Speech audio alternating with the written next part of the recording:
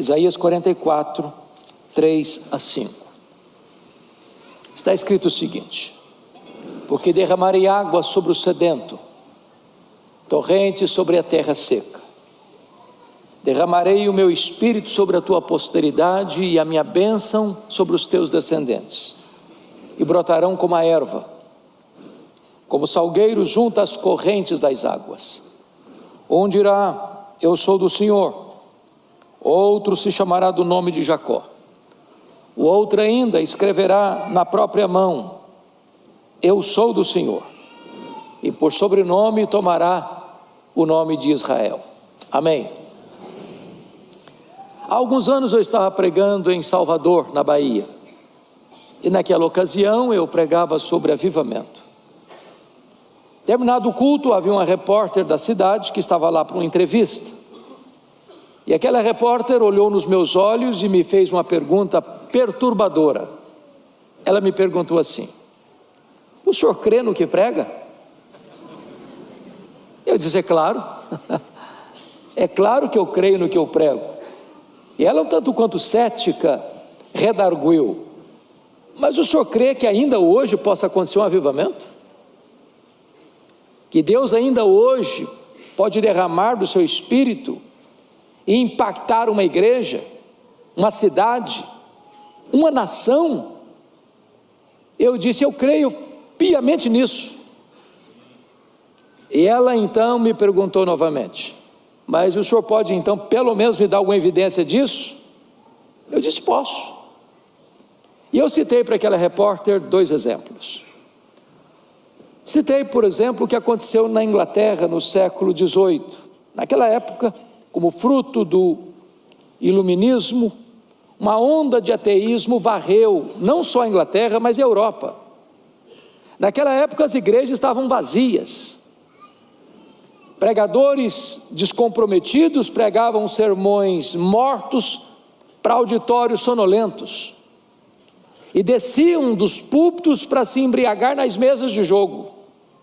Ninguém acreditava mais que a Inglaterra pudesse ter uma igreja viva, reavivada. Os enciclopedistas diziam que a igreja seria banida da Inglaterra dentro de algumas décadas. A igreja parecia muito mais um vale de ossos secos. Quando todos, entretanto, apostavam no fracasso irremediável da igreja, Deus começa a despertar um grupo de estudantes da Universidade de Oxford para orar por avivamento. Dentre eles estava John Wesley, George Whitefield, e aqueles moços se reuniam periodicamente para buscar a Deus, para confessar seus pecados, para buscar um avivamento espiritual.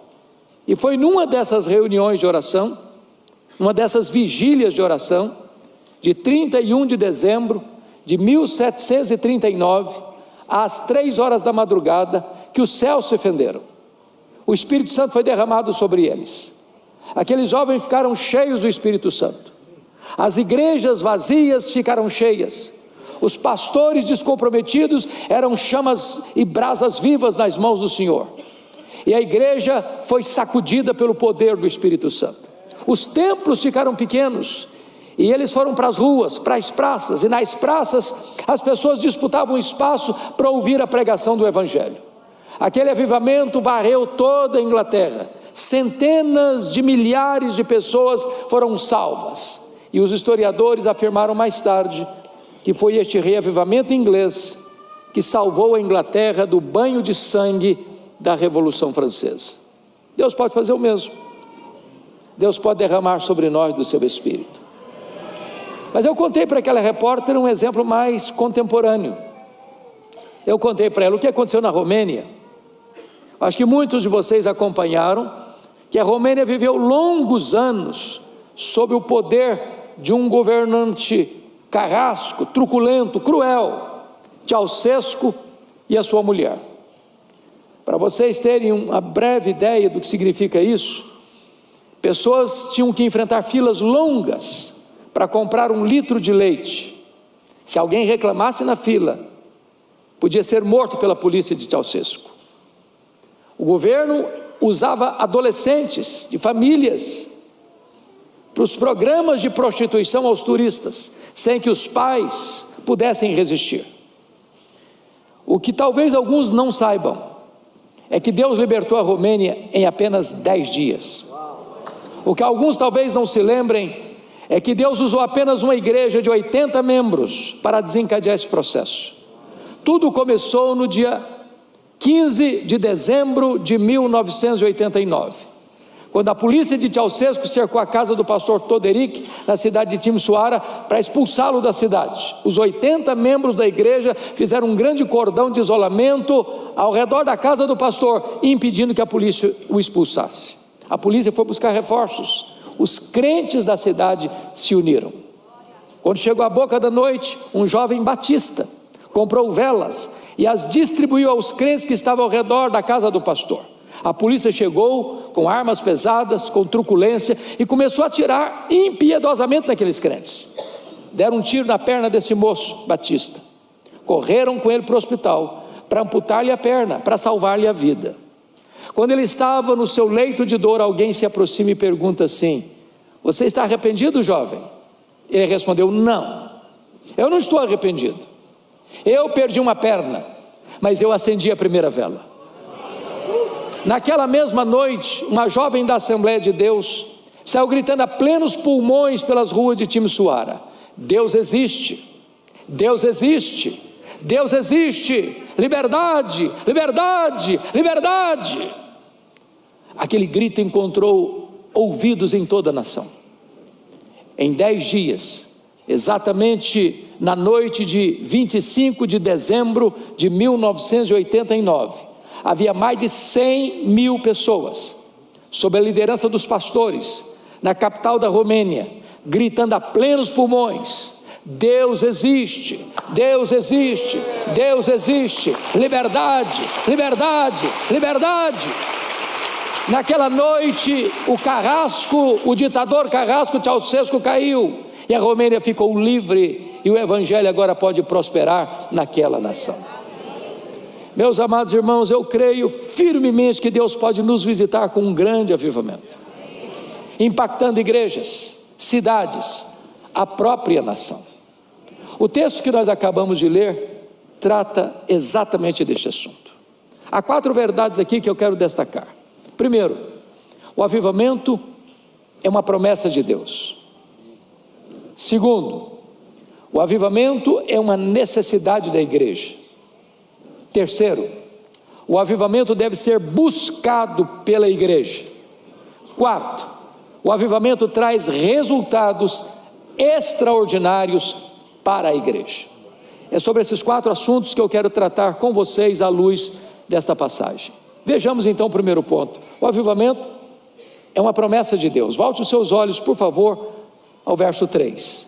Porque derramarei água sobre o sedento, torrente sobre a terra seca, derramarei meu espírito sobre a tua posteridade e a minha bênção sobre os teus descendentes.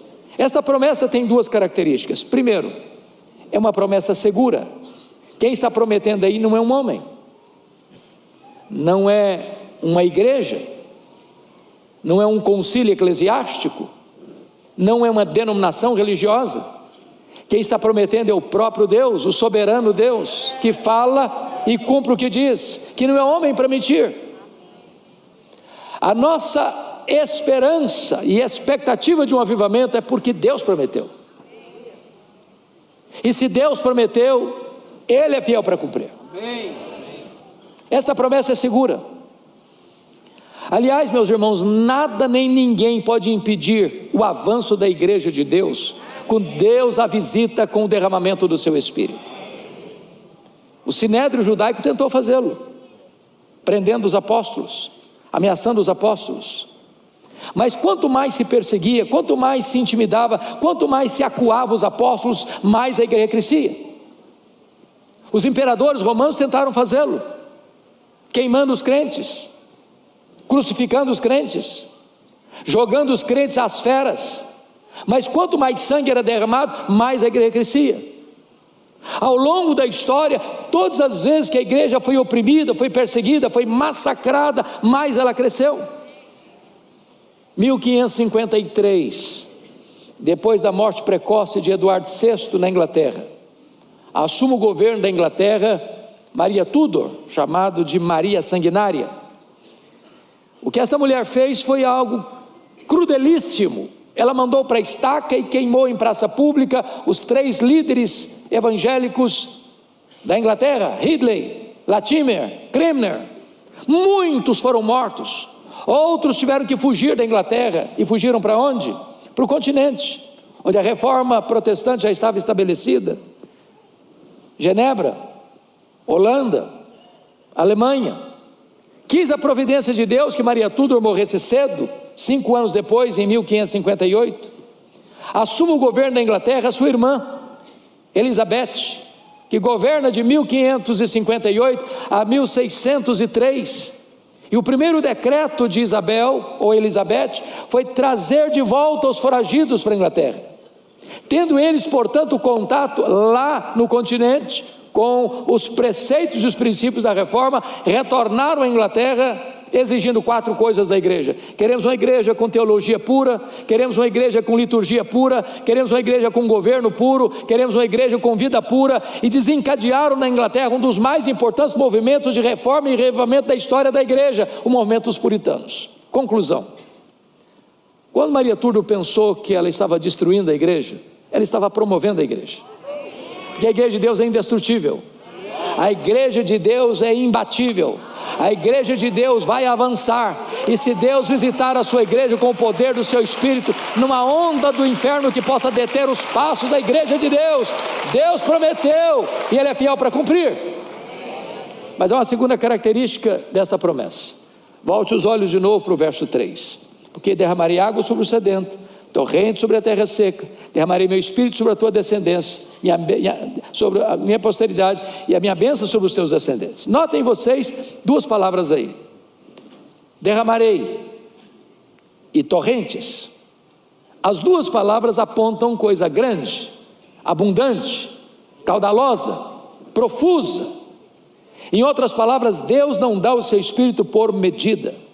Ele tem algo grande para nós, maior do que podemos imaginar ou até mesmo esperar. Irmãos, um dos maiores problemas, penso eu, da nossa vida cristã é limitar a obra de Deus ao nosso conhecimento e à nossa experiência. Achamos que tudo quanto Deus quer e pode fazer é aquilo que conhecemos, é aquilo que já experimentamos. E a Bíblia diz que Deus pode fazer infinitamente mais do que tudo quanto pedimos ou pensamos, conforme o seu poder que opera em nós. Para mim, pastor Paulo, a mais ousada oração que eu encontro na Bíblia é Efésios 3,19. Paulo chega a pedir que você e eu, que a igreja, seja tomada de toda a plenitude de Deus. E o que é isso? Quem é Deus?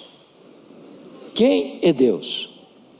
Poderíamos apenas lembrar os atributos incomunicáveis de Deus. Deus é autoexistente, Deus é infinito, Deus é imenso, Deus é eterno, Deus é imutável, Deus é onipotente, Deus é onipresente, Deus é onisciente, Deus é transcendente, Deus é soberano, Deus é maior que tudo quanto Ele criou. Mas talvez venha uma outra pergunta: então qual é o tamanho daquilo que Deus criou? Qual é o tamanho do universo? Se Ele é transcendente, Ele está além do universo, Ele é maior que o universo. Mas qual é o tamanho então do universo? Nenhum astrônomo, por mais perito, pode dar essa resposta com total precisão. Mas os estudiosos afirmam que o nosso universo tem mais de 93 bilhões de anos-luz de diâmetro. Isso significa que se eu voasse a velocidade da luz, 300 mil quilômetros por segundo, nessa velocidade, eu demoraria mais de 93 bilhões de anos para ir de uma extremidade à outra do universo. E Deus é maior que o universo. E agora Paulo está preso, está ajoelhado, por esta causa eu me ponho de joelhos, e está pedindo para que você e eu sejamos tomados de toda a plenitude de Deus.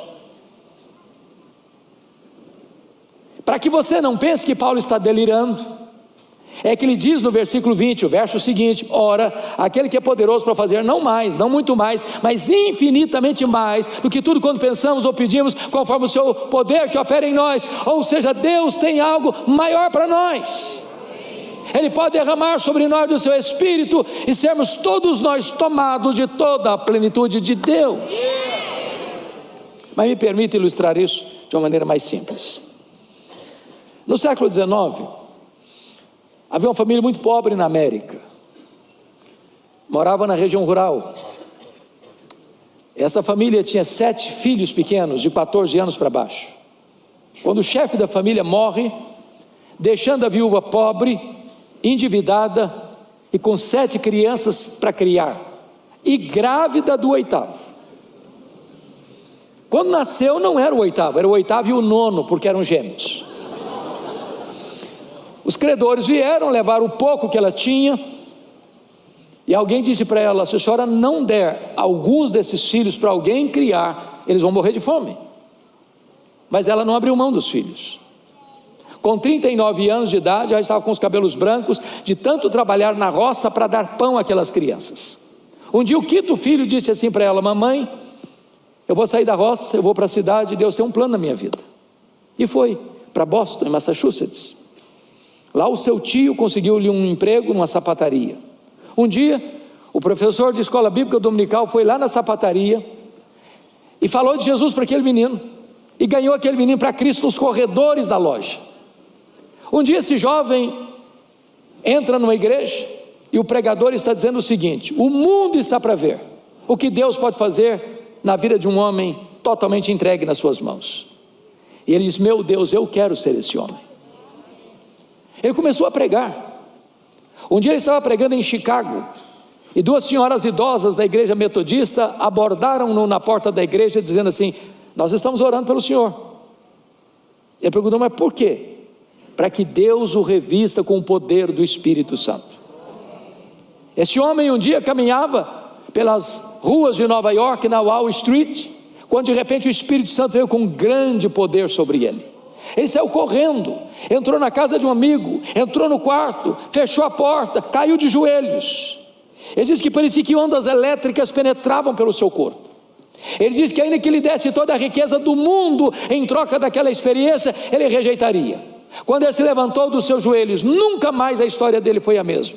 Nunca mais a história da América foi a mesma. A partir daquele dia, aquele homem ganhou mais de 500.000 pessoas para Cristo. Aquele homem era Dwight Lyman Moody, um dos maiores avivalistas de todos os tempos. Deus é o mesmo, e Deus pode fazer o mesmo ainda hoje. Deus prometeu e Ele é fiel para cumprir. A promessa do avivamento, ela é segura e ela é abundante. Mas agora vamos olhar a segunda verdade desse texto. O avivamento não é só uma promessa de Deus, é também uma necessidade da igreja. Volte os olhos de novo para o verso 3. Porque derramarei água sobre o sedento, torrente sobre a terra seca, derramarei meu espírito sobre a tua posteridade e a minha bênção sobre os teus descendentes. Há 2 palavras aí, meus amados irmãos, dignas de destaque. Primeiro, terra seca. Segundo, sedentos. Você já viu uma terra seca bramando por chuva? Eu tenho tido a alegria e a bênção de pregar na conferência Consciência Cristã, em Campina Grande, na Paraíba, já por 14 anos, na abertura daquela conferência. E às vezes, quando chego ali, ao período do carnaval, a terra está seca, rachada, e o gado morrendo de fome e de sede. Aquela terra está gritando por chuva. Mas você já passou sede num lugar ermo? Sem água? O desespero que é. Porque sede é diferente de fome. Se você estiver com fome e você não se alimenta na hora, seu estômago está doendo, está gritando. Mas se você não se alimenta, a dor vai embora. E você jejua um dia, e você jejua 2 dias, e você jejua 3 dias, e você jejua uma semana. Há pessoas que conseguem jejuar até muito mais do que isso. Agora a sede não é assim. A sede é implacável. A sede tortura você. A sede esmaga você. A sede estiola você. A sede mata você. Sabe quando a igreja há de experimentar um avivamento? É quando a igreja tiver sede de Deus, desespero por Deus, fome de Deus.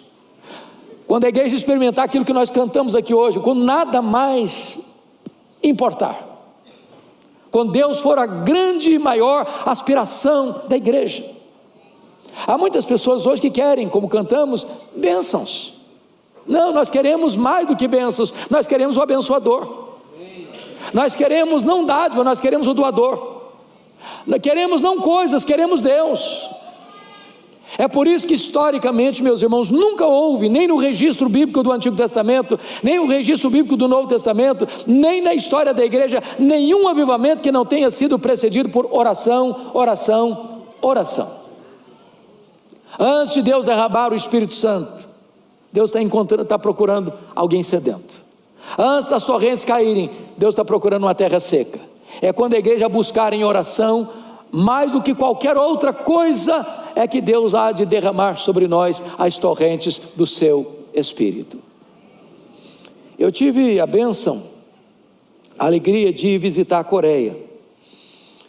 Vocês bem sabem que eu, como pastor presbiteriano, Paulo, eu fico triste, o coração às vezes até pesado, de nós estarmos aqui no Brasil há mais de 160 anos, aliás 164 anos. Se nós somarmos todos os presbiterianos do Brasil, nós não temos 2 milhões de membros, somando todos, não temos 1.500.000, acho que não chega a isso. A igreja presbiteriana chegou na Coreia 28 anos depois do Brasil. Eles são mais de 10 milhões de membros, representam 23% da população da Coreia. E nós fomos lá visitar algumas igrejas, as maiores igrejas, igrejas de 5 mil membros, de 12 mil membros, de 18 mil membros, de 30 mil membros, de 55 mil membros, de 82 mil membros. Visitamos a igreja de Seul, a igreja Oído do Evangelho Pleno, com mais de 700 mil membros. E na medida que nós íamos visitando essas igrejas, fazíamos uma pergunta em todas elas: qual é a causa principal que vocês apontam para o crescimento da igreja? E foi unânime: oração, oração, oração, oração, oração. Dentro da cultura coreana, nenhuma igreja é organizada sem ter uma reunião diária de oração pela madrugada. Então eu abordei um dos pastores, que tinha saído de um seminário para plantar uma igreja, estava com uma igreja de 6 mil membros, e disse assim: olha, vocês oram de madrugada porque é cultura de vocês, é cultura oriental. E ele disse: não, no mundo inteiro as pessoas levantam de madrugada para ganhar dinheiro. Nós levantamos de madrugada para orar, porque Deus é prioridade na nossa vida.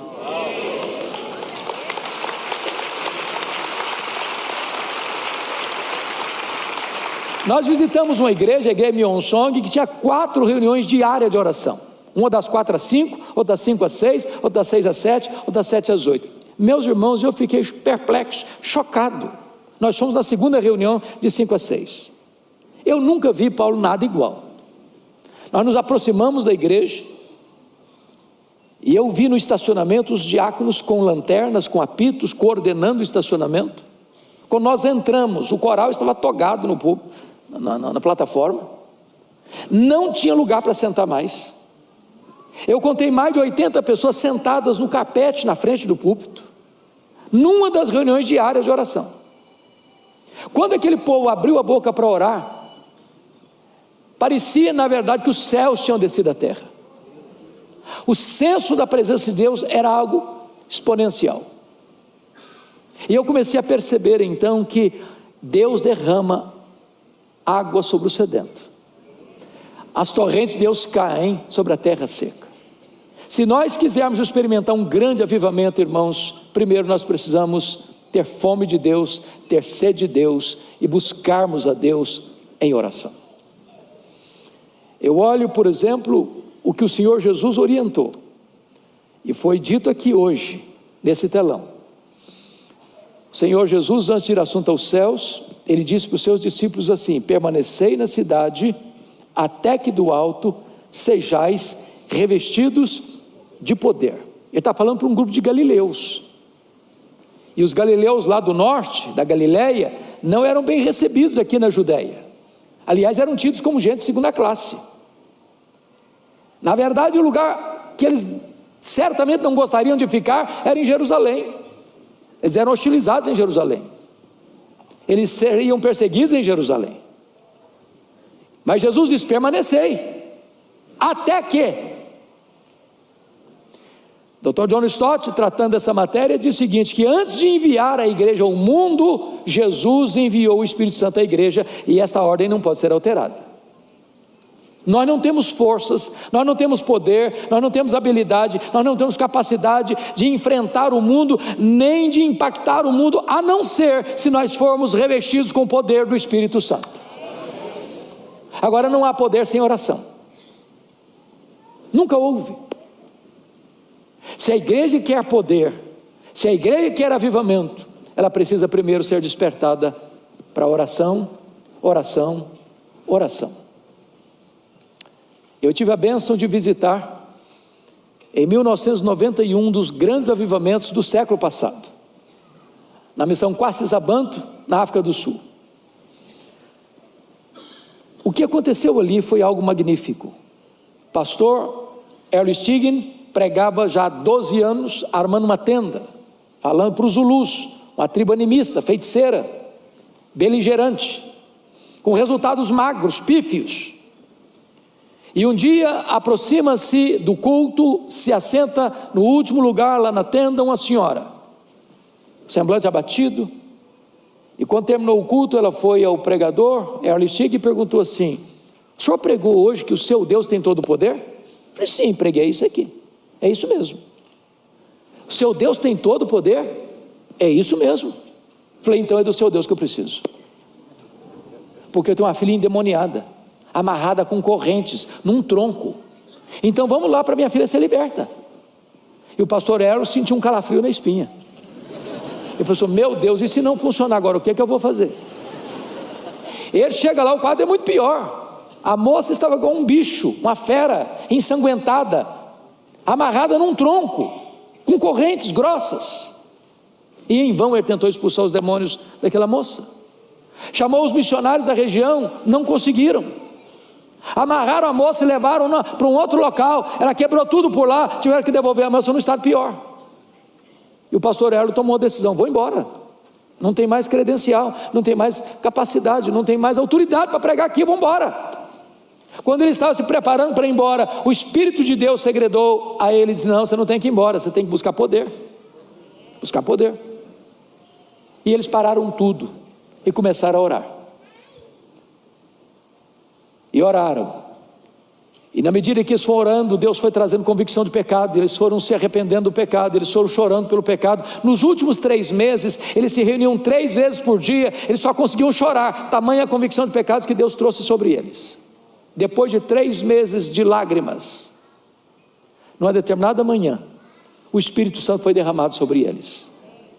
A primeira coisa que fizeram foi ir naquela casa, e na autoridade do nome de Jesus, no poder do Espírito Santo, libertar aquela moça. Os feiticeiros iam correndo, chorando, sem que ninguém falasse com eles lá no campo, com pressa para acertar a vida com Deus. Quando os missionários levantavam de manhã, tinha 5, 10, 15, 20 pessoas na porta de cada um para acertar a vida com Deus. Eu vi ali um templo construído numa fazenda para 15 mil pessoas, com 3 cultos por dia. Coisas maravilhosas acontecendo, cegos enxergando, paralíticos, tetraplégicos andando, mortos ressuscitando. Eu tive o privilégio de ouvir o testemunho da regente do coral, que ficou 17 horas no caixão, quando estava sendo levada para o cemitério. O Senhor Jesus a levanta da morte. Se você quiser conhecer essa história, há 2 obras disponíveis. Primeiro, Reavivamento na África do Sul, está em português. Segundo, se você tem acesso ao inglês, God Among the Zulus, de Kurt Koch, Deus entre os Zulus, onde todos esses fatos são registrados, narrados com muita eloquência, mostrando para nós que se a igreja se arrepender, se a igreja orar, se a igreja tiver sede e fome de Deus, se ela for uma terra sedenta, Deus há de derramar sobre nós as torrentes do seu Espírito. É promessa de Deus e é necessidade da igreja. Mas há uma terceira verdade nesse texto, meus amados. Primeiro, é promessa. Segundo, é necessidade da igreja. Terceiro, o avivamento deve ser buscado pela igreja. Buscado pela igreja. Vocês vão perceber que a igreja necessita desse avivamento. E aí tem um símbolo que me marca muito, porque há vários símbolos do Espírito Santo na Bíblia. Por exemplo, o hálito, o vento, o fogo, a pomba, o azeite e a água. A grande pergunta aqui é: por que o Espírito Santo está sendo simbolizado aqui pela água? Penso para nos ensinar algumas lições. Primeiro, não tem vida sem água. Você pode ter o melhor terreno, você pode ter os melhores insumos, você pode ter a melhor semente, você pode ter a melhor tecnologia. Se não tiver água, a semente morre mirrada no ventre da terra. O que significa isso? Nós podemos ter templos bonitos, nós podemos ter toda a tecnologia sofisticada, nós podemos ter os músicos mais ilustres, nós podemos ter os pregadores mais cultos e eloquentes. Se não tiver uma obra poderosa do Espírito Santo, não tem vida na igreja. Nós poderíamos usar todos os nossos recursos, todo o nosso conhecimento, toda a nossa tecnologia, toda a nossa metodologia, toda a nossa eloquência, e não produziríamos sequer um convertido. Sem a obra do Espírito Santo não tem vida na igreja. É Ele quem dá o arrependimento, é Ele quem dá a fé, é Ele quem regenera, é Ele quem sela, é Ele quem batiza, é Ele quem traz poder para a igreja, é Ele quem santifica a igreja. Nós precisamos, irmãos, de termos essa sede de Deus e essa necessidade do Espírito Santo de Deus, porque sem o Espírito Santo não tem vida, não tem vigor, não tem santidade, não tem poder, não tem capacitação. Mas notem comigo que a água tem uma outra função. A água é necessária também para purificar. Eu não sei se você já fez essa pergunta, eu já fiz centenas de vezes. E a pergunta que eu sempre faço é título de um livro de Leonardo Ravenhill: por que tarda o pleno avivamento? Por que ele não chegou? Por que as chuvas são retidas? Por que as torrentes não caem? Por que Deus tem visitado outras nações, noutros tempos, noutros lugares, e ela ainda não está caindo aqui? O que retém as chuvas? Meus amados, só uma coisa que retém as chuvas do avivamento: é o pecado. Quando Elias subiu para o Carmelo para pedir chuva, antes de subir para o Carmelo para pedir chuva, ele tirou o obstáculo do caminho, ele tirou o Baal do caminho. Não adianta mudar o Baal de lugar, não adianta botar novas roupagens em Baal, não adianta dar outros nomes a Baal. Enquanto Baal não for removido, as torrentes não descem. O problema da igreja contemporânea é que muitas vezes ela está imitando o mundo, está copiando o mundo. Se você olhar para a vida de um crente hoje, de um não crente, parece que não tem tanta diferença. O índice de divórcio na igreja é quase o mesmo fora do mundo, lá do mundo. O índice de rapaz e moça que vai para a cama no namoro é quase o mesmo lá do mundo. O índice de gente na igreja que mente, que faz negócios errados, que faz falcatruas para ganhar dinheiro, é quase o mesmo lá fora. A igreja precisa se arrepender, é preciso ter choro pelo pecado. A ordem de Deus é: santificai-vos, porque amanhã o Senhor fará maravilhas no meio de vós. Sem santidade não tem sede de Deus, não tem avivamento, as chuvas são retidas. Nós precisamos desse avivamento. Nós precisamos ter sede de Deus, fome de Deus, para que o Espírito Santo, ao vir, trate conosco, mudando a nossa vida, mudando a nossa história, reverberando isso no casamento, na família, no trabalho, na empresa, nos negócios, na vida financeira, na vida comercial, na vida relacional, na vida familiar, na vida como nação. Mas notem, meus irmãos, a água tem outro propósito. A água, ela é necessária para matar a sede.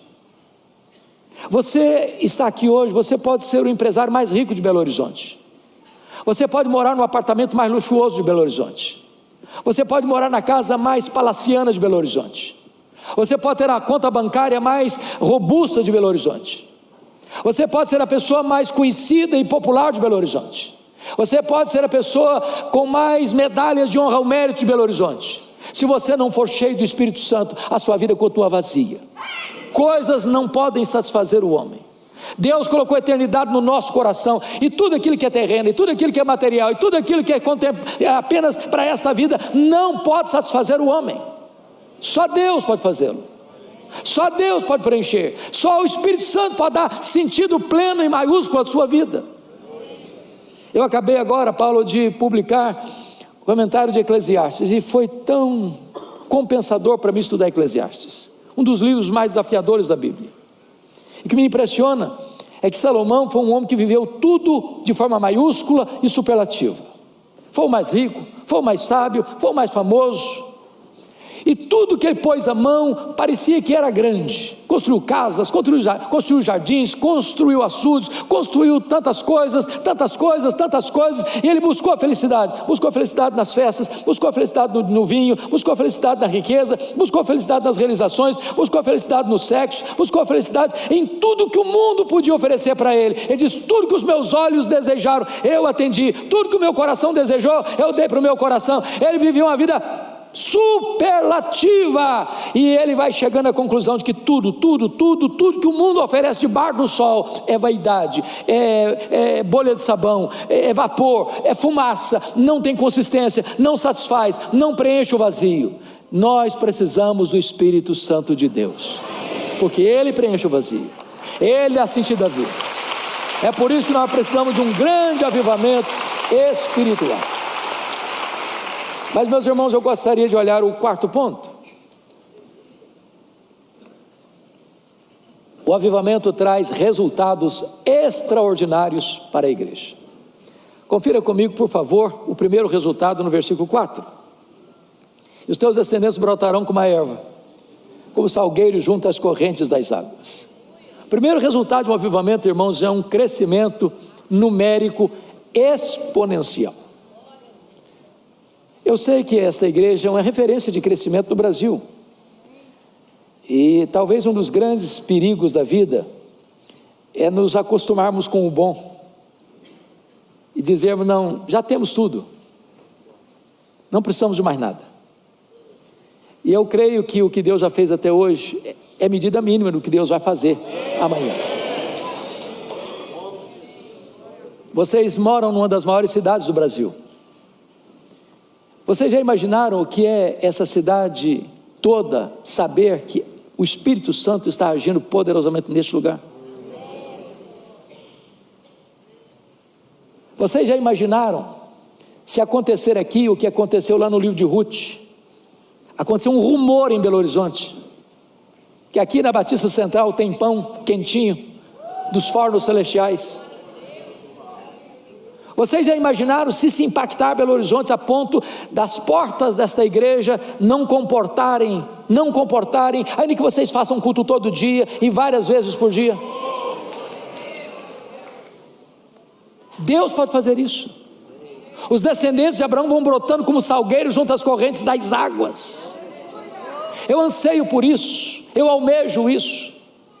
A maioria dos templos evangélicos estão plantados em ruas, em avenidas, onde milhares e milhares de pessoas passam todo dia, toda hora, e às vezes não são impactadas.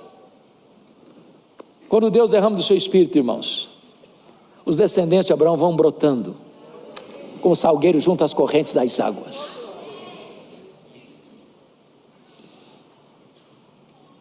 Eu acho que todos vocês conhecem o testemunho de Ronaldo Lidório, amigo querido, homem de Deus, de como ele foi plantar uma igreja entre os Concombas, em Gana, na África.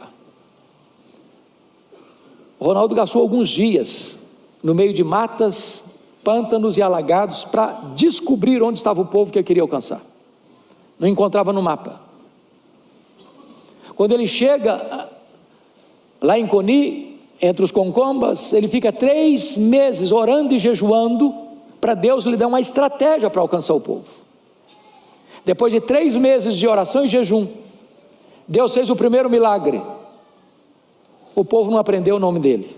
Ronaldo era um nome impronunciável para eles. Então trocaram o nome dele por um nome africano, Umborbe. E Umborbe significa o homem que diz que existe um Deus. Quando ele chegava numa aldeia, alguém lhe perguntava assim: qual é o seu nome? Ele respondia: eu sou o homem que diz que existe um Deus. Isso provocava uma segunda pergunta: quem é o seu Deus? Então ele dizia assim: reúna o povo da aldeia, que eu lhes contarei quem é o meu Deus. Não existia melhor exórdio, melhor introdução de sermão do que o nome dele. Foi dessa maneira que uma mulher de uma aldeia vizinha, sabendo que lá em Coni tinha um homem que dizia existir um Deus vivo, verdadeiro, ela faz uma viagem, 3 dias a pé, com a criança à beira da morte, enrolada em trapos, com a pele praticamente necrosada. Ela chega em Coni e pergunta: o senhor é um homem que diz que existe um Deus? O Ronaldo diz: sim, sou eu. Eu gostaria de saber se seu Deus pode me ajudar, porque todos os deuses que eu conheço não puderam fazer nada por mim. Se o seu Deus tem poder, peça o seu Deus para curar a minha filha. O Ronaldo desembrulha a criança dos trapos. A criança estava com ferida da cabeça aos pés. Ronaldo pegou aquela criança e fez uma breve oração. Disse: meu Deus, este povo não sabe que tu és o Deus vivo. Este povo não sabe que o teu filho veio ao mundo, morreu, ressuscitou, e tem todo o poder e tem toda a autoridade nos céus e na terra. Meu Deus, por amor do teu nome, para a tua glória, para conhecimento do evangelho entre esse povo, cura essa criança, Senhor. Embrulhou a criança nos trapos, devolveu a mãe da criança. Ela pegou o caminho 3 dias a pé para a sua aldeia. Quando ela chega na sua aldeia e desembrulha a criança, nem cicatriz de ferida havia mais no corpo daquela criança.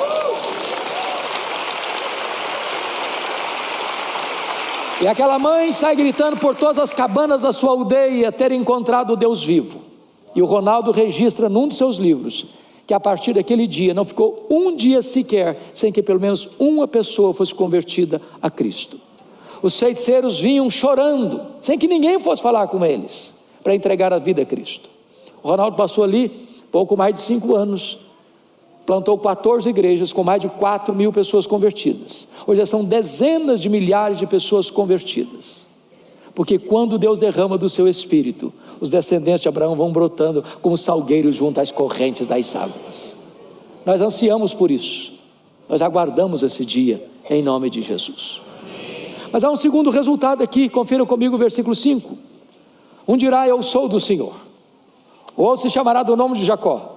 O outro ainda escreverá na própria mão: eu sou do Senhor, e por sobrenome tomará o nome de Israel. Segundo resultado de um avivamento, irmãos, não é apenas crescimento numérico, mas é testemunho de todos os crentes, onde todos vão se levantar, mas eu sou do Senhor. Imagine você esse exército aqui, com milhares de pessoas, nas ruas, nas praças, nas lojas, nos hospitais, nas universidades, no comércio, na indústria, em todas as frentes dessa cidade, e cada um saindo dizendo com todo o vigor e com toda a força: eu sou do Senhor, eu sou do Senhor, eu sou do Senhor, eu sou do Senhor, eu sou do Senhor, eu sou do Senhor. Essa mensagem sairá na velocidade de rastilho de pólvora e alcançará Belo Horizonte. Meus irmãos queridos, nós precisamos do poder do Espírito Santo para termos ousadia, para termos intrepidez, para termos poder para pregar este nome que é sobre todo nome, o nome de Jesus. Permita-me um exemplo pessoal. Eu cheguei no seminário de Campinas nos idos de 1978. Fui criado na roça, saí da roça com 12 anos numa carroceria de um caminhão para estudar. Nunca ninguém tinha saído daquele local até então para estudar. Uma professora que me alfabetizou me convidou para ir com ela, e eu nunca tinha dormido uma noite fora de casa, e ela me convidou e disse: se os meus pais deixarem, eu tenho coragem de ir. Meus pais deixaram, e eu fui morar no pior bairro da Grande Vitória, Cubi de Baixo, dentro de um mangue, do lado de um prostíbulo, um barraco de tábuas de 4 cômodos com 10 pessoas. E quando cheguei no seminário, eu era o mais caipira de todos os estudantes. Pensa num cara caipira, era eu. Não tinha dinheiro para fazer o lençol da cama. Eu tive que ir numa loja comprar o tecido e minha mãe fazer o lençol, porque não tinha dinheiro para comprar um lençol pronto. Não tinha dinheiro para ir na cidade, ir a pé. Não tinha dinheiro para pagar um ônibus para ir para a cidade. Por providência de Deus, já no primeiro ano, logo no começo, uma missionária americana foi no seminário. Não sei o que ela viu em mim, por misericórdia de Deus, eu falei: eu vou te ajudar, eu vou te mostrar Campinas. O primeiro lugar que ela me levou foi na escola de cadetes de Campinas. Lugar bonito até hoje, pomposo. E a primeira pessoa que eu vi foi um cadete, claro, óbvio. E não sei se você sabe, mas via de regra, quando alguém vai para o seminário, o cara mata o coração em chamas e prega até para poste no meio da rua. E eu vi o cadete com o seu posto de guarda, com a metralhadora na mão, com a sua farda muito bem engomada e com o nome na lapela: João Miguel Corpas. E eu me aproximei de João Miguel Corpas e fui logo perguntando: e aí, João Miguel Corpas, você conhece a Jesus, o Filho do Deus vivo? Ele faltou me bater. Ele era ateu, eu não sabia. Ele blasfemou, me afrontou, me insultou, falou: não me fale dessa bobagem, eu não creio nessa tolice, e não me incomode. Eu perdi o rumo de casa, fiquei pasmo, calado, gelado na frente dele. Mas o Espírito de Deus é tão bom que me deu um pouco de ousadia. E eu disse: João Miguel Corpas, antes de ir embora, eu preciso lhe dizer 3 coisas. Primeiro, Deus existe, você acreditando nele ou não. Deus não depende de você acreditar nele para ele existir, ele existe assim mesmo. Segundo, esse Deus ama você, e ele ama tanto você que ele mandou o seu filho para morrer no seu lugar, para dar a você a vida eterna. E terceiro, você é um pecador, e se você não se arrepender, você vai para o inferno, e até logo. E saiu o mais rápido que eu podia. O cara estava com a metralhadora na mão. O que eu nunca podia esperar é que no dia seguinte a missionária voltasse ao seminário. E ela voltou. Disse: Hernando, você precisa ir na minha casa agora. Eu falei: o que foi? O João Miguel Corpas está lá em casa e quer te ver. Eu falei: meu Deus, será que eu fui deselegante? Será que ele está irado comigo, está com raiva de mim? Será que a minha abordagem não foi boa? Fui para lá pensando 1000 coisas. Quando eu chego na casa daquela missionária, ele estava sentado no fundo da sala. Quando ele me viu entrar, ele se levantou do sofá e correu na minha direção, me agarrou pelos braços, quase me tira do chão e me balançou e disse: por favor, me fale do seu Deus, me fale do seu Jesus. E aquele cadete estava aos pés do Salvador, se rendendo a Cristo. Era mês de julho, quase chegando mês de julho, eu voltei para casa do meu pai de férias. Quando eu voltei das férias, ele me ligou e disse: já levei 3 colegas da escola de cadetes para Jesus. Tornou-se um evangelista. Depois que eu saí do seminário, eu perdi o contato com ele. Estava pregando um congresso da CEPAL, lá em Serra Negra, e alguém se aproxima de mim e pergunta assim: você tem notícia do João Miguel Corpas? Eu falei: não, eu queria muito ter notícia dele. Ele disse: o João Miguel Corpas está concorrendo ao generalato. João Miguel Corpas é pastor evangélico, ele é pastor da Assembleia de Deus. Na semana seguinte, pregando na igreja presbiteriana de Vila Mariana, em São Paulo, lá estava o João Miguel Corpas com a sua esposa para me dar um abraço. No mês seguinte eu fui para Santos jantar com ele. Agora essa semana passada, pregando lá no encontro de pastores, na Bola de Neve de Santos, lá estava o João Miguel Corpas para me dar um abraço. Me disse: Hernandes, Deus tem feito maravilhas na minha vida. Maravilhas na minha vida. Isso me trouxe à memória um versículo da Bíblia: abra a tua boca e eu a encherei. Não é o seu conhecimento, não é a sua eloquência, não é a sua abordagem, é o poder do Evangelho. É o poder do Evangelho. Então abra a sua boca e fale deste nome. Fale deste nome. Porque é impossível você estar tomado pelo Espírito de Deus, revestido com o Espírito de Deus, com um grande tesouro que pode libertar os cativos, dar vista aos cegos, levantar os caídos, e você ficar calado. É hora de falar. A minha oração, queridos, é que Deus nos visite nesta manhã Que Deus sopre sobre nós o seu sopro. Que Deus remova as cinzas, acenda as brasas e acenda um fogo santo no nosso coração, trazendo sobre nós este poderoso derramamento do Espírito Santo. É isso que você quer? É isso que você deseja? Fique em pé, aquele que quer isso verdadeiramente na sua vida. Eu quero orar com você.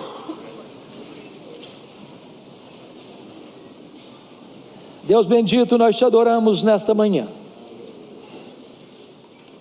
porque a tua palavra é confiável, tua palavra não falha,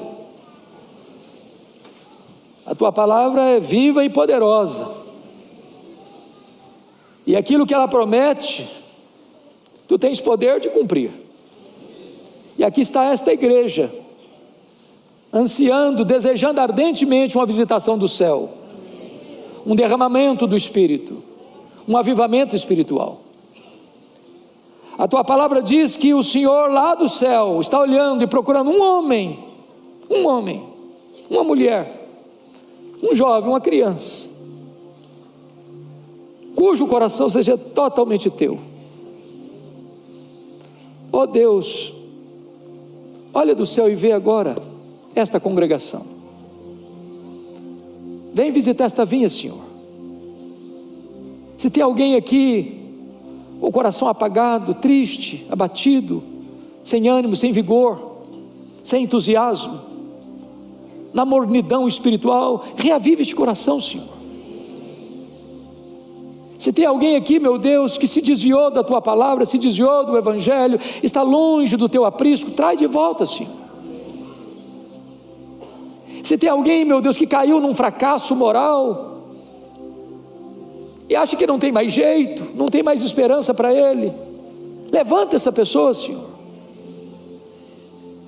Se tem alguém aqui, meu Deus, que já foi gente de linha de frente, mas que deixou o arado e abandonou e não quer mais, se decepcionou, meu Deus, restaura esta vida. Se tem alguém aqui, Senhor, que tem dificuldade de crer, ou que não entende essas coisas, ajuda na sua falta de fé.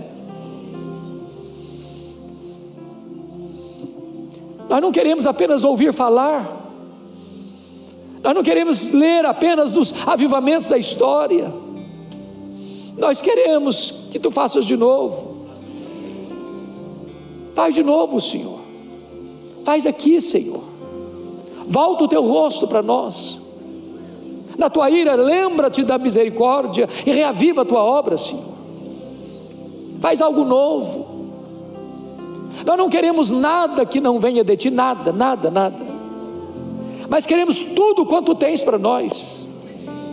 Não queremos ir um centímetro além da tua palavra, mas não queremos ficar um centímetro aquém da tua palavra. Visita a tua igreja, restaura a nossa sorte, é a nossa súplica, neste nome, que é sobre todo nome, o nome de Jesus, o nosso Senhor. A Ele tributamos a honra, a glória e o louvor, agora e para sempre. Amém. Eu gostaria então de brevemente hoje tratar com vocês sobre a importância suprema da oração. E ela não é supremamente importante agora, sempre foi. Quando você vai para as Escrituras, você vai ver que os patriarcas foram homens de oração. Abraão foi um homem de oração.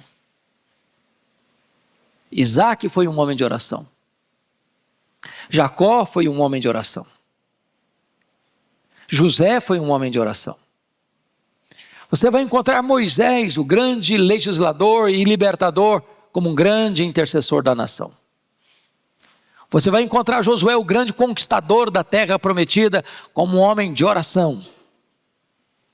Você verá o primeiro juiz, ou o último juiz de Israel, o mais importante deles, Samuel, dizendo para o povo: longe de mim pecar contra Deus, deixando de orar por vós.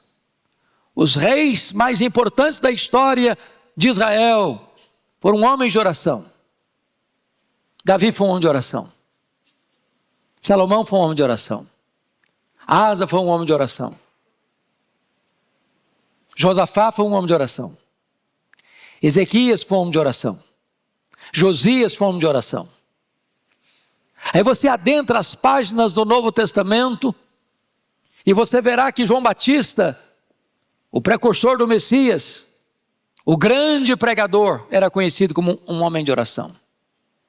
Jesus como um homem perfeito, um homem de oração. Os apóstolos todos foram homens de oração. Os pais da igreja foram homens de oração. Os pré-reformadores foram homens de oração. Todos os reformadores foram homens de oração. Os avivalistas, os grandes missionários, aqueles que impactaram a história com a presença do Evangelho, com a pregação do Evangelho, foram homens de oração. E hoje, eu gostaria que nós pousássemos os olhos e concentrasse nossa atenção no texto que trata de oração. E a primeira coisa a destacar é a primazia da oração. Então veja comigo no verso 1, algo interessante. Todos nós conhecemos João Batista como profeta e pregador. Essa é a grande marca dele. Mas é curioso que, muito embora os evangelhos não relatem nenhuma oração dele, aqui quando Jesus está orando, aproxima-se dele um discípulo, e a Bíblia não diz que discípulo foi este. E esse discípulo faz uma pergunta para Jesus, um pedido para Jesus. E o pedido é bem específico: Senhor, ensina-nos a orar. E ele linka isso, como também João ensinou os seus discípulos. Então João, o grande pregador, o grande profeta, o maior homem dentre os nascidos de mulher no conceito de Jesus, não só era um homem de oração, como ele também ensinou aos seus discípulos a orarem. Links na descrição desse vídeo. E foi o exemplo de João, e muito provavelmente este era um discípulo de João no passado, que fez o pedido. Agora se aproxima de Jesus e não pede: Senhor, ensina-nos a pregar. Senhor, ensina-nos a falar bonito para atrair as multidões. Senhor, ensina-nos a fazer milagres. Não, o pedido foi esse: Senhor, ensina-nos a orar. E por que eles fizeram esse pedido? Não só porque João ensinou os seus discípulos, mas porque Jesus, como homem perfeito, eles viram Jesus comprometido com oração. O evangelista Lucas, que retrata a humanidade perfeita de Jesus, é o evangelista que mais destaca a vida de oração de Jesus. Ele orou no seu batismo. Ele orou quando a multidão vinha ao encontro dele para serem curadas das suas enfermidades. Ele se retirou para um lugar deserto para orar. Ele passou a noite toda em oração quando foi escolher os 12 apóstolos. Ele orou lá em Cesareia de Filipe, antes de fazer a pergunta para os discípulos: quem dizem os homens ser o filho do homem? Ele orou lá no Monte da Transfiguração, quando o seu rosto resplandeceu e as suas vestes resplandeceram como a luz. Ele orou por Pedro, quando Satanás tentou enredá-lo para peneirá-lo como trigo. Ele orou por Pedro. Ele orou no Getsêmani, com um sangrento suor, na mais titânica batalha da história da humanidade. Ele orou lá na cruz, e por 2 vezes. A primeira e a última palavra da cruz foram 2 orações. Primeiro, intercessória: Pai, perdoa-lhes, porque não sabem o que fazem. A segunda, de rendição: Pai, nas tuas mãos eu entrego o meu espírito. Agora aqui, esse discípulo está pedindo prioritariamente para Jesus: Senhor, ensina-nos a orar. Talvez eu esteja falando aqui para homens e mulheres que têm longa experiência com Deus, anos de vida cristã. É possível que eu esteja falando aqui para homens e mulheres que têm experiências marcantes de vitórias, como ouvimos agora do Salmo 44, da vitória de Deus em resposta à oração. Mas eu quero hoje ousar-me a dizer a você hoje, a mim, a todos nós estamos precisando de nos matricularmos na escola de oração de Jesus. Eu quero aprender com Ele. Eu quero aprender dEle. Eu quero aprender aquilo que a palavra de Deus tem para me ensinar sobre esse assunto. E quando Jesus então vai atender a esse pedido, Ele vai ensinar uma oração modelo. E aí eu convido você para olhar comigo no verso 2. Então Ele os ensinou, quando orardes. E eu gosto da expressão quando orardes, porque não diz se orardes. A oração não é uma opção.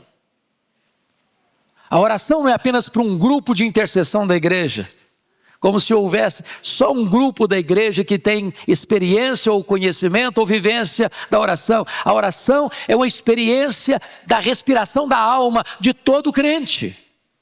Quando orardes.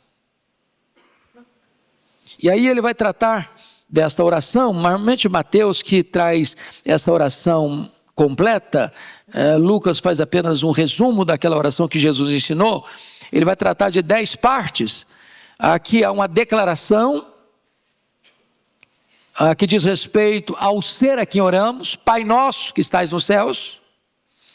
Há aqui 3 petições referentes a Deus: santificado seja o teu nome, venha-nos o teu reino, seja feita a tua vontade. Aqui há 4 declarações sobre as nossas necessidades. E aqui é uma atribuição final de louvor a Deus, porque dele é o reino, o poder e a glória para sempre. Então vamos olhar aqui um pouquinho desta oração que Jesus ensinou. Primeiramente, vamos ver o fundamento dessa oração. E no fundamento dessa oração, está escrito aqui, versículo 2: Pai, santificado seja o teu nome. E eu gosto dessa expressão, porque a primeira coisa que a oração vai ensinar para nós, e é tão importante isso, é que as nossas orações, via de regra, são muito focadas em nós e não em Deus. Nós pedimos muito para nós. Nós já chegamos fazendo pedir: Deus, me dá isso, me dá aquilo outro. Abençoa minha vida, abençoa minha casa, abençoa minha família, abençoa meu emprego, abençoa minha empresa, abençoa os meus irmãos, abençoa os meus filhos, abençoa o meu cônjuge, abençoa. E eu estou pedindo para mim, porque eu penso que eu sou o centro do universo. E eu, nem você, somos o centro do universo. Deus é. Então a oração começa não com você, começa com Deus. Começa não com as suas necessidades, começa com os interesses de Deus. A oração não começa com aquilo que vem da terra, mas aquele que são os interesses do céu. E a primeira coisa, devemos nos dirigir a Deus como Pai. Quando você diz Pai, o que implica isso? Primeiro, que esse Deus não está distante de você. Segundo, que esse Deus ama você. Terceiro, que esse Deus conhece você. Quarto, que esse Deus protege você. Ele é Pai. Você não está dirigindo a sua oração a um ser distante, inalcançável, que está lá longe, sem se importar com você. Ele é seu Pai. Agora nota, em segundo lugar, Ele é Pai nosso. E quando diz Pai nosso, significa que você pertence a uma família, que você não é o único nessa família, que você tem outros irmãos, que você pertence a uma família numerosa, que nós somos irmãos uns dos outros e somos filhos do mesmo Pai. Isso acaba com o exclusivismo. Terceiro, Pai nosso que estais nos céus. Isso implica que, embora Ele é Pai, Ele é íntimo, mas Ele é maior. Ele é transcendente. Ele não é como você, não é limitado como você, não tem as mesmas paixões que você tem. Ele é o Pai que está nos céus. Ele é exaltado, Ele é sublime, Ele é glorioso, Ele está no trono. E como dissemos, e como já lemos aqui hoje, quando Ele ordena a sua vitória, ninguém pode impedir que essa vitória chegue nas suas mãos, porque Ele está no trono, Ele tem o controle de todo o universo. Depois disso, nós vamos olhar aqui o conteúdo desta oração. E esta oração foca as primeiras petições, então, em relação a Deus e não a nós. E a primeira coisa, vejam vocês, que ele faz o pedido: santificado seja o teu nome. Então a primeira coisa é o nome de Deus. E aqui Eu não sei quanto a você, mas eu já tive dúvidas lá no passado. Falei, meu Deus, se Deus é santo, santo, santo, como é que eu posso pedir para o nome de Deus ser santificado? Eu posso santificar a Deus mais do que Ele é santo? Não posso. Deus depende da minha oração para ser santo, plenamente santo? Não. Deus não pode ser mais santo nem menos santo. Ele é plenamente santo, absolutamente santo. Aliás, a santidade, diríamos que é o grande atributo de Deus, porque dos atributos de Deus, você nunca vai dizer justo, justo, justo, amor, amor, amor. Bondade, bondade, bondade. Você vai encontrar santo, santo, santo. Quando você diz santo, você define. Quando você diz santo, santo, você enfatiza. Quando você diz santo, santo, santo, você coloca em grau superlativo. Ele é absolutamente santo. Mas quando você ora para que o nome de Deus seja santificado, você não está agregando valor à sua plena santidade. Você está pedindo que o nome de Deus seja reverenciado, respeitado, honrado, temido, obedecido. Por exemplo, todos vocês assistiram a abertura das Olimpíadas e você viu a profanação que fizeram com a ceia. Nós deveríamos orar para que Deus produza temor nos corações, para que eles não blasfemem do nome de Deus. Isso tem a ver com essa oração. Agora em Gravataí, Rio Grande do Sul, está para se consagrar um altar a Lúcifer. As leis municipais impediram que a inauguração acontecesse quando eles queriam, mas nós deveríamos orar para que as pessoas temessem ao único Deus vivo e verdadeiro e não blasfemassem no nome de Deus. Quando você ora para que o nome de Deus seja santificado, é nesse sentido, para que o nome dele, que é santo, santo, santo, seja reconhecido e respeitado e reverenciado por todos. Segundo, venha o teu reino. E é importante entender o que é isso, porque algumas pessoas, dentro do arcabouço teológico delas, elas imaginam que esta oração ela é postergada para depois da volta de Jesus, como se esse reino aqui só virá com o que eles entendem de milênio na terra. Não, essa oração não é para o futuro, essa oração é para agora, é para hoje. E o que significa venha o teu reino? Significa o reino de Deus é o governo de Cristo no coração das pessoas. Quando uma pessoa é convertida a Cristo, o reino de Deus chegou até ela. Ela passa a estar dentro da jurisdição do rei. Ela foi transportada do império das trevas para o reino da luz. E o reino da luz é o reino de Cristo, onde o Senhor Jesus governa uma pessoa. Aí chegou o reino. Então não é possível eu fazer esta oração, venha o teu reino, e nunca abrir a minha boca para testemunhar do Evangelho de Cristo. Porque o reino vem quando? O reino vem quando alguém se submete ao rei. E quando é que alguém se submete ao rei? É quando ele é convertido ao Senhor, quando ele arrepende dos seus pecados e reconhece Jesus Cristo como seu Salvador. É isso que nós estamos pedindo. É tarefa da igreja, portanto, dar visibilidade ao reino invisível, o governo de Cristo nos corações. Mas seja feita o quê? A tua vontade, assim na terra como nos céus, diz o texto de Mateus 6. E aqui, irmãos, essa oração está na contramão de algumas teologias bem prevalecentes hoje, porque vocês conhecem, infelizmente, uma influência de uma teologia equivocada que medrou no mercado religioso, da chamada confissão positiva, ou das pessoas chegarem para Deus e determinarem as coisas. Eu determino, eu rejeito, eu proíbo, eu decreto. É como se vida cristã fosse que a sua vontade prevalecesse no céu e não que a vontade do céu prevalecesse na terra. Mas a oração não é que a minha vontade domine o céu. A oração é que a vontade de Deus domine a terra. A oração é quando você se curva diante de Deus, para que a vontade de Deus, que ela é perfeita, lá no céu não há conflito, não há tensão, Não há desobediência, não há rebelião. Os anjos de Deus são preservados de tal maneira que não há queda no mundo angelical mais, como não há recuperação no mundo das trevas mais. Tem muita gente tola dizendo, não, quem sabe Satanás se converte? Não, ele não vai se converter nunca. Nem os demônios. Isso é irremediável, isso é irreversível. Como não haverá mais queda no mundo angelical? Então lá no céu a vontade de Deus é plenamente aceita, é perfeita, é completa, é cabal. E o que nós estamos pedindo é que assim como a vontade de Deus é feita lá no céu, que ela seja feita aqui também na terra, que eu me dobre, que eu me curve à boa, agradável e perfeita vontade de Deus.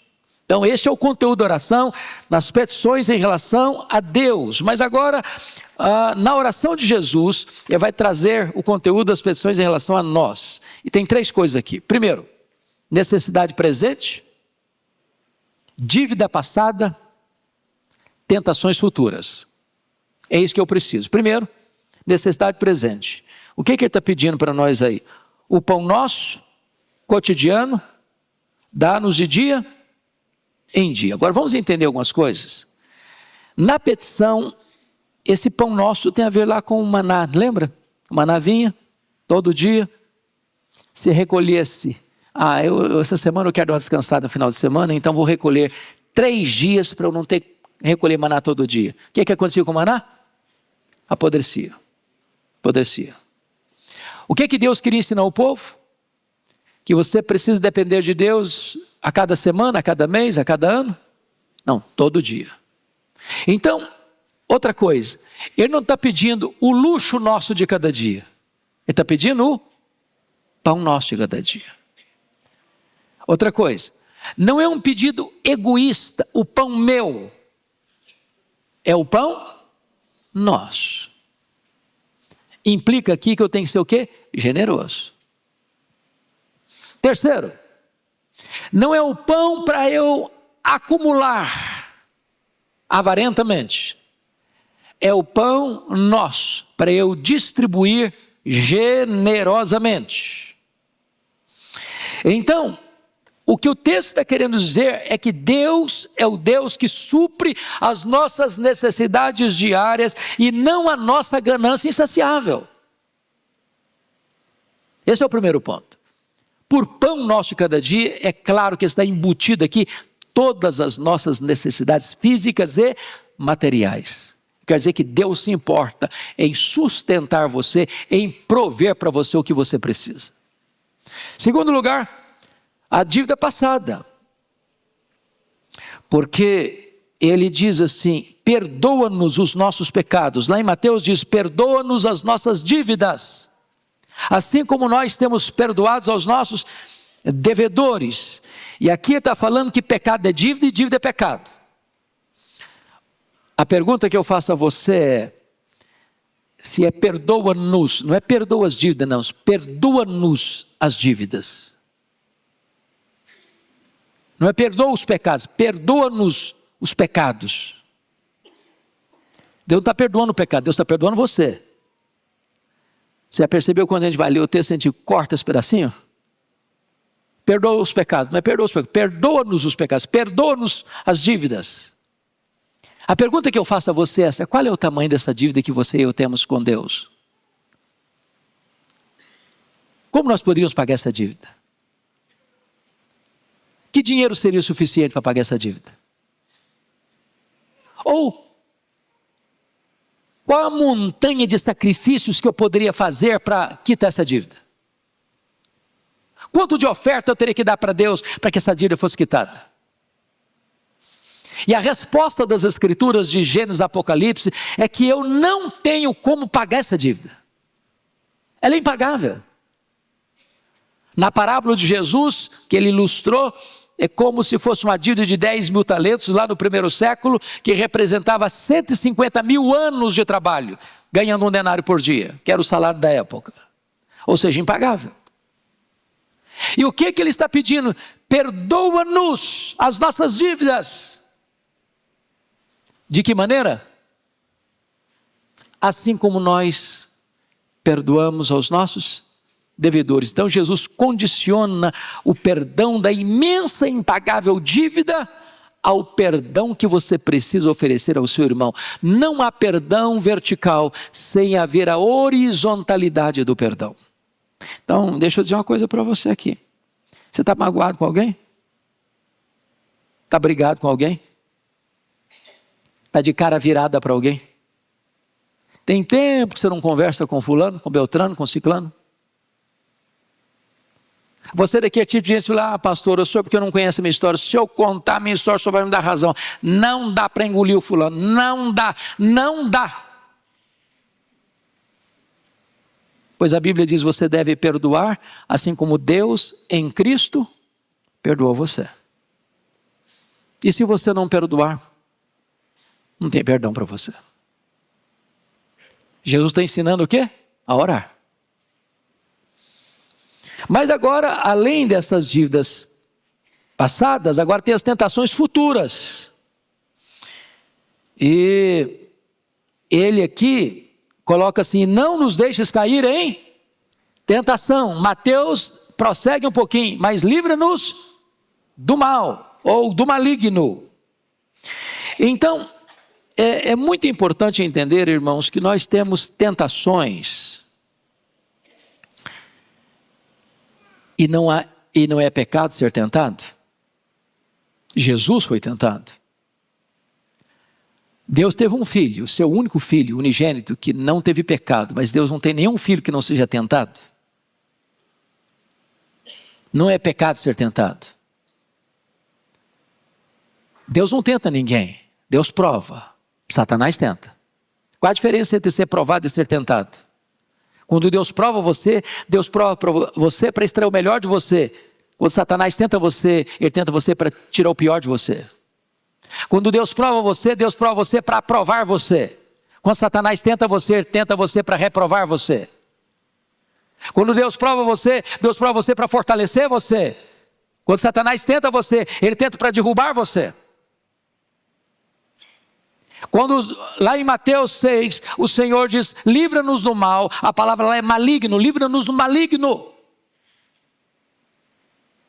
Das ciladas dele, das artimanhas dele, dos estratagemas dele, das setas inflamadas dele, dos ardis dele. Então nós precisamos não só de sustento, nós precisamos não apenas de perdão, nós precisamos também de livramento dos laços do inimigo, do laço do passarinheiro, das ciladas que são armadas no nosso caminho. Precisamos pedir todo de Deus, me livre disso, me livre disso, me livre disso, Senhor. Pode ser uma tentação carnal, pode ser um problema financeiro, pode ser um problema de vaidade, pode ser um problema de ordem relacional, pode ser um problema de ordem sentimental. O Senhor está dizendo o seguinte, ensinando, olha, peça a Deus para livrar você desses ardis, dessas ciladas, dessas arapucas de Satanás. Pois bem, esse texto agora vai mostrar uma terceira parte, que é a perseverança na oração, nos versos 5 a 8. E aí o Senhor Jesus conta uma parábola. Aliás, Lucas é o evangelho das parábolas. E essa parábola só é relatada aqui em Lucas. E ele conta a história de um amigo que recebe um amigo que vai à casa de um outro amigo. E ele diz que chegou à casa dele meia-noite. Às vezes a gente estranha, mas a nossa cultura não aceita muito esse negócio de um amigo fazer a visita para o outro chegar meia-noite. Não é a nossa cultura, não é verdade? Lá no Oriente era muito comum, porque as viagens eram feitas à noite. Por que à noite? Porque durante o dia o deserto é causticante. Então as pessoas viajavam à noite. Então era muito comum a pessoa chegar na casa do amigo dele meia-noite. E aí chega esse amigo, você sabe que a cultura oriental, aquilo que é mais sagrado para uma cultura, para uma família oriental, é quando chega um amigo, ele tem que receber bem. E receber bem é comida na mesa. E esse camarada chegou na casa do amigo dele, que era amigo, meia-noite. E ele não tinha nada, o cara chegou com fome, viajou a noite toda quase. E ele não tinha pão para botar na mesa. E ele vai para a casa do amigo, meia-noite, bate a porta, o cara acorda, fala, e aí, quem está falando? Opa, é o fulano, eu vim aqui para você me emprestar 3 pães. Ah, pai, não me incomoda. Eu já estou deitado, meus filhos também estão deitados. Não dá para levantar agora não. E Jesus termina assim: ainda que ele não se levante, pelo fato de ser amigo, ele vai se levantar e vai dar o que o cara está pedindo, por causa da importunação. O que Jesus está querendo ensinar não é por semelhança, é por contraste. É por contraste. Porque o nosso Deus, que é o nosso Pai, não tem meia-noite para Ele. Ele não está deitado. Ele não está descansando, porque está exausto do dia. Ele nunca está indisponível. Em qualquer hora, em qualquer lugar, em qualquer tempo que você o procurar, Ele vai atender você. Ele é bom, Ele é seu Pai, Ele te ama e Ele quer o melhor para você. O que Jesus está falando é por contraste. Se esse amigo importunado, impaciente, revoltado de levantar da cama meia-noite para dar o que o cara está pedindo, quanto mais Deus, com tanto prazer, com tanta alegria, com tanta disposição, vai atender a sua necessidade, ao seu clamor. É isso que esse texto está querendo dizer. Links na descrição desse vídeo. Pois bem, deixa eu encerrar, tratando agora da promessa da oração, versículos 9 a 13. Por isso vos digo, pedi, dar-se-vos-á, buscai e achareis, batei e abrir-se-vos-á. Pois todo que pede recebe, o que busca encontra, e a quem bate abrir-se-á. Então primeiro tem o pedido. Eu só chamo a sua atenção para o verbo pedir, buscai e batei. Está aqui no chamado presente contínuo. Sabe o que significa isso? Significa pedir e continue pedindo. Buscai e continue buscando. Batei e continue batendo. O que Jesus quer ensinar é que você precisa ser perseverante na oração. Segundo, o que esse texto ensina? Ele traz promessa para você, porque está escrito: todo que pede o quê? Recebe. Todo que busca, encontra. Todo que bate, abrir-se-lhe-á. O que ele está dizendo? Tem pedido e tem promessa. Deus tem promessa para quem pede. Agora preste atenção. Não está escrito que todo que pede recebe o que pede. O que está escrito é: todo que pede recebe. Porque ai de nós se estivesse escrito: todo o que pede, recebe o que pede. Porque a Bíblia diz que nós não sabemos orar como convém. Às vezes nós pedimos uma pedra pensando que estamos pedindo um pão. Às vezes nós pedimos uma cobra pensando que estamos pedindo um peixe. Às vezes nós pedimos um escorpião pensando que estamos pedindo um ovo. Às vezes nós pedimos o que vai nos destruir pensando que estamos pedindo o que vai nos dar vida. Então Deus não dá o que você quer, Deus dá o melhor. Ele é seu Pai. E é por isso que Jesus conclui com essa expressão tão preciosa do texto. Versículo 11. Qual dentre vós é o pai, que se o filho lhe pedir pão, lhe dará uma pedra, ou se pedir um peixe, lhe dará em lugar do peixe uma cobra, se pedir um ovo, lhe dará um escorpião? Nenhum pai faz isso. Agora, Jesus admite uma coisa aqui. Ele admite que você e eu somos maus. Se vós que sois maus, somos pecadores. Tem pai ruinzinho demais da conta, né? Tem pai que dá mesmo pedra para o filho. Tem pai que dá cobra mesmo para o filho. Tem pai que entrega escorpião mesmo para o filho. Nós somos maus. Mas mesmo sendo maus, a maioria de nós, se não todos nós aqui como pais, quem é pai aqui? Levanta a mão. Pai, levanta a mão. Eu tenho certeza disso. Vocês se desdobram para dar o melhor para seus filhos. A dor que lateja no corpo do filho dói mais em você do que nele. Se tiver um bife só para o jantar ou para o almoço, você vai dizer: eu perdi o apetite.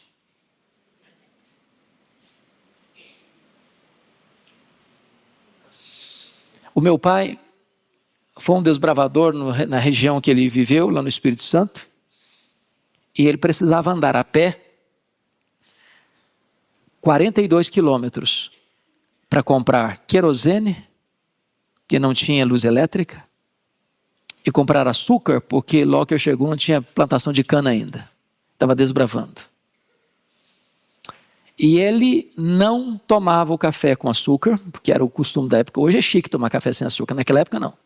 Naquela época o cara era pobre mesmo, não tinha dinheiro.